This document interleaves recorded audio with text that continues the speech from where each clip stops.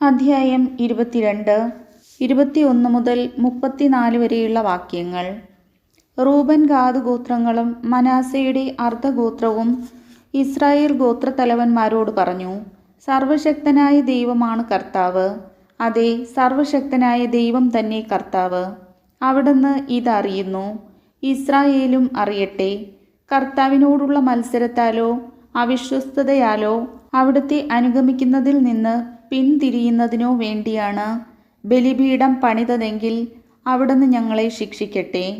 ഞങ്ങൾ അതിന്മേൽ ദഹനബലി, ധാന്യബലി, സമാധാനബലി എന്നിവ അർപ്പിക്കുന്നെങ്കിൽ അവിടുന്ന് തന്നെ ഞങ്ങളോട് പ്രതികാരം ചെയ്യട്ടെ. ഭാവിയിൽ നിങ്ങളുടെ മക്കൾ ഞങ്ങളുടെ മക്കളോട്, ഇസ്രായേലിൻ്റെ ദൈവമായ കർത്താവുമായി നിങ്ങൾക്ക് എന്ത് ബന്ധമാണുള്ളത്? നിങ്ങൾക്കും ഞങ്ങൾക്കും ഇടയിൽ അതിർത്തിയായി കർത്താവ് ജോർദാനെ നിശ്ചയിച്ചിരിക്കുന്നു. റൂബൻ ഗാദ് ഗോത്രക്കാരായ നിങ്ങൾക്ക് കർത്താവിൽ അവകാശമില്ല എന്ന് പറഞ്ഞ് കർത്താവിനെ ആരാധിക്കുന്നതിൽ നിന്ന് അവരെ അകറ്റും എന്ന് ഭയന്നാണ് ഞങ്ങൾ ഇത് ചെയ്തത്. അതുകൊണ്ട് ഒരു ബലിപീഠം നിർമ്മിക്കാൻ ഞങ്ങൾ തീരുമാനിച്ചു. ദഹനബലിയോ ഇതര ബലിയോ അർപ്പിക്കുന്നതിനല്ല അത്.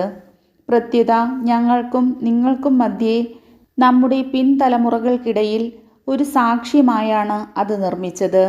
കർത്താവിൻ്റെ സന്നിധിയിൽ ഞങ്ങൾ ദഹനബലിയും സമാധാന ബലിയും മറ്റു ബലികളും അർപ്പിക്കുന്നത് ഭാവിയിൽ നിങ്ങളുടെ മക്കൾ ഞങ്ങളുടെ മക്കളോട് കർത്താവിൽ നിങ്ങൾക്ക് ഓഹരിയില്ല എന്ന് പറയാതിരിക്കാൻ വേണ്ടിയാണ്. ഞങ്ങളോടോ ഞങ്ങളുടെ പിൻഗാമികളോടോ ഭാവിയിൽ അവർ ഇങ്ങനെ ചോദിക്കുകയാണെങ്കിൽ ഞങ്ങൾ പറയും, ബലിക്കോ ദഹനബലിക്കോ അല്ല, നിങ്ങൾക്കും ഞങ്ങൾക്കും മധ്യേ ഒരു സാക്ഷ്യത്തിനായി കർത്താവിൻ്റെ ബലിപീഠത്തിൻ്റെ ഒരു മാതൃക ഞങ്ങളുടെ പിതാക്കന്മാർ നിർമ്മിച്ചതാണിത്.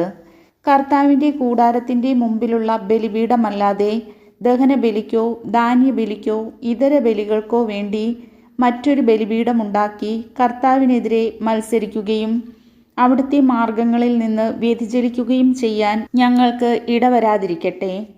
റൂബൻ ഗാദ് മനാസെ ഗോത്രങ്ങൾ പറഞ്ഞ ഈ വാക്കുകേട്ട് പുരോഹിതനായ ഫിനെഹാസും അവൻ്റെ കൂടെയുണ്ടായിരുന്ന ശ്രേഷ്ഠന്മാരും ഇസ്രായേലിലെ ഗോത്രത്തലവന്മാരും തൃപ്തരായി. പുരോഹിതനായ എലയാസറിൻ്റെ മകൻ ഫിനെഹാസ് അവരോട് പറഞ്ഞു, കർത്താവ് നമ്മുടെ മധ്യത്തിലുണ്ടെന്ന് ഇന്ന് ഞങ്ങൾ അറിയുന്നു. എന്തെന്നാൽ നിങ്ങൾ കർത്താവിനെതിരെ അകൃത്യം ചെയ്തില്ല. നിങ്ങൾ ഇസ്രായേൽ ജനത്തെ കർത്താവിൻ്റെ കോപത്തിൽ നിന്ന് രക്ഷിച്ചിരിക്കുന്നു. പുരോഹിതനായ എലയാസറിൻ്റെ മകൻ ഫിനെഹാസും സമൂഹ നേതാക്കളും ഗിലെയാദിൽ റൂബൻ ഗാദ് ഗോത്രങ്ങളുടെ അടുക്കൽ നിന്ന് കാനാൻ ദേശത്ത് തിരിച്ചു വന്ന് ഇസ്രായേൽ ജനത്തെ വിവരമറിയിച്ചു. ഈ വാർത്ത ഇസ്രായേലിനെ സന്തോഷിപ്പിച്ചു. റൂബൻ ഗാദ് ഗോത്രങ്ങൾ വസിക്കുന്ന നാട് നശിപ്പിക്കാൻ യുദ്ധം ചെയ്യുന്നതിനെക്കുറിച്ച് അവർ പിന്നീട് സംസാരിച്ചില്ല. അവർ ദൈവത്തെ സ്തുതിച്ചു. കർത്താവാണ് ദൈവം എന്നതിന് ഇത് നമ്മുടെ ഇടയിൽ ഒരു സാക്ഷ്യമായിരിക്കും എന്ന് പറഞ്ഞ് റൂബൻ ഗാദ് ഗോത്രങ്ങൾ ആ ബലിപീഠത്തിന് സാക്ഷ്യം എന്നു പേരിട്ടു. കർത്താവിൻ്റെ വചനം.